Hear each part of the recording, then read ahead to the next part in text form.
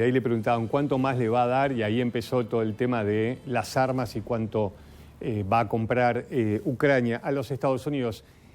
Es muy interesante el operativo adular, la adulación constante hacia el presidente Trump. Por momentos parece bastante como simple o muy de niño, si uno quiere, ¿no? El presidente que necesita constantemente que lo estén adulando, el presidente Zelensky en el Salón Oval constantemente diciéndole que sí, también adulando al presidente. Después lo que van a escuchar en algo que realmente me pareció atípico y sumamente interesante, pero primero la introducción, porque fue el Salón Oval.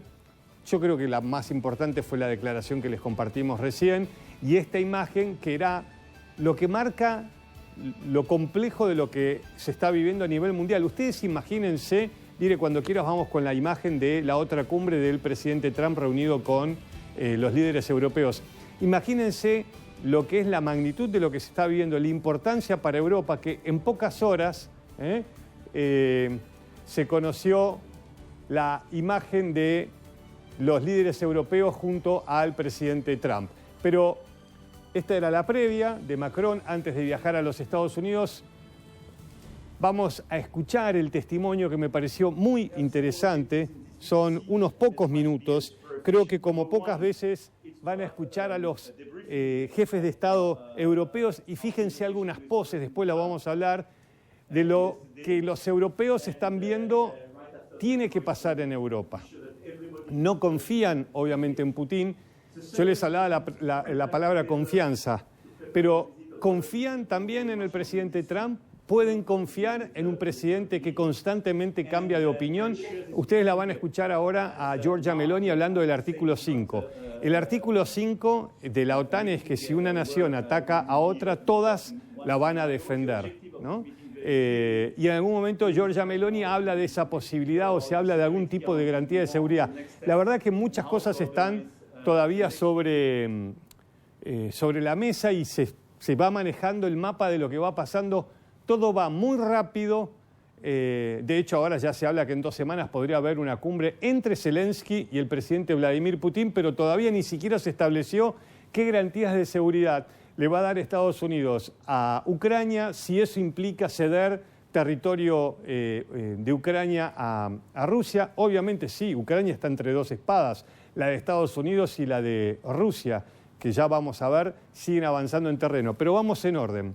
Ahora lo que ustedes van a escuchar es una reunión atípica, por supuesto que todo lo que dicen estos presidentes es para que nosotros lo escuchemos, pero es interesante igualmente para que vean cómo estamos hablando de... La verdad que hablar de paz es mucho, por lo menos de quizás, Dios quiera, al final de una guerra, y miren cómo se trata el tema sobre una mesa de negociación.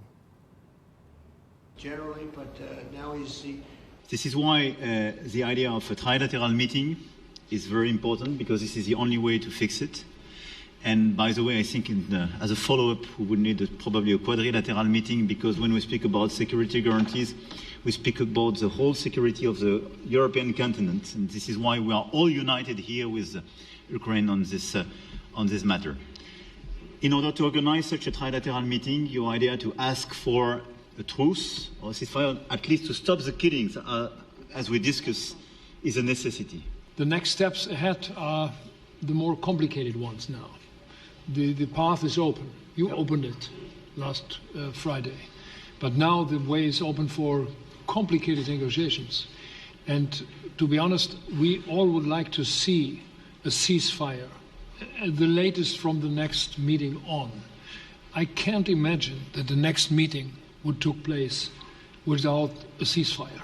So let's work on that, and let's try to put pressure on Russia, because the credibility of these efforts we are undertaking today are depending on at least a ceasefire from the beginning of the serious negotiations from next step on. So I would like to emphasize this aspect and would like to see a ceasefire from the next meeting, which should be a trilateral meeting wherever it takes place. Really feel that we can, I think, with the right approach this afternoon, make real progress, particularly on the security guarantees, and your indication of security guarantees, of some sort of Article 5 style guarantees, fits with what we've been doing with the Coalition of the Willing, which we started some months ago, bringing countries together and showing that we were prepared to step up to the plate when it came to security.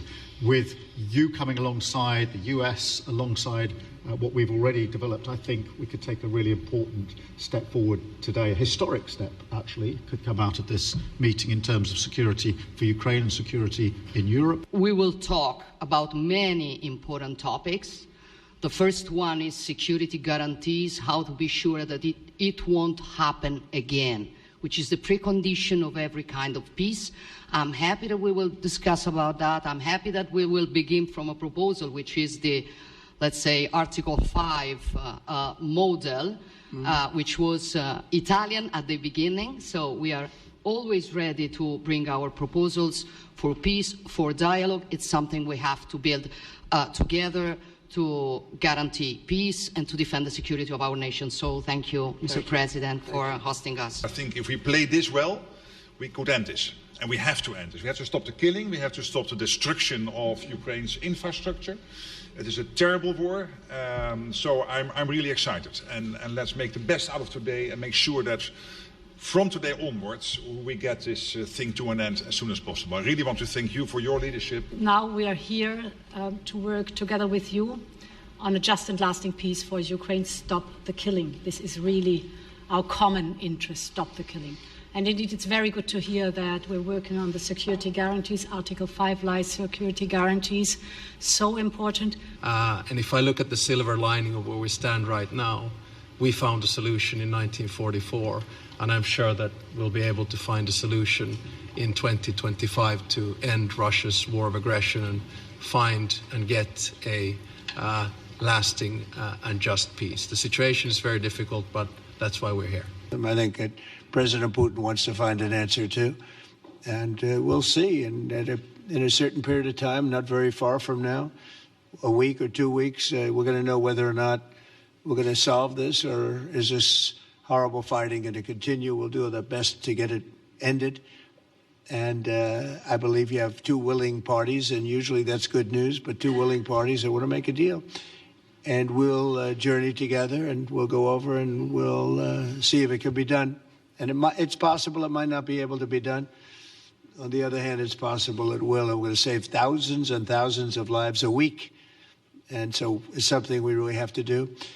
And or at least we have to give it our best. It's all you can do. You can give it your best. But I think we may have a very good outcome. He's somebody that, where are we here? We're